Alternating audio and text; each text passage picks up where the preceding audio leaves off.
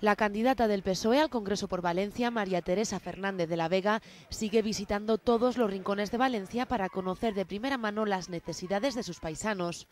Este martes realizó una visita por la comarca de la Ribera. Allí aprovechó para saludar a los vecinos, visitar el puente de Fortanelli y el Albalat de la Ribera. Quiso hablar de medio ambiente. Queremos ser vanguardia en la protección de nuestro medio ambiente. Ya lo estamos haciendo con una inversión histórica para recuperar la Albufera.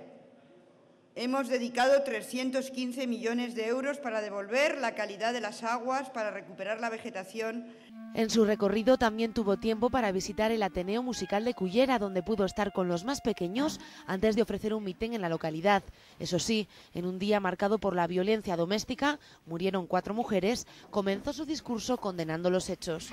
4 asesinatos terribles que quiero condenar en nombre de todos los ciudadanos y ciudadanas de este país. Una vez metida en materia, la candidata socialista criticó la política del Partido Popular, asegurando que los valencianos se merecen algo mejor. Y hace falta que aquí, más que en ningún otro sitio, unamos nuestras fuerzas para que de verdad se acabe el victimismo ramplón, para que se acabe ya de una vez, para que se deje de transmitir a los valencianos mensajes pesimistas, mensajes de que nadie les quiere, ¿no es verdad? En definitiva, De la Vega aseguró que su grupo es el partido de la fuerza, el compromiso y la ilusión, y que son las urnas las que deben de hablar el próximo 9 de marzo.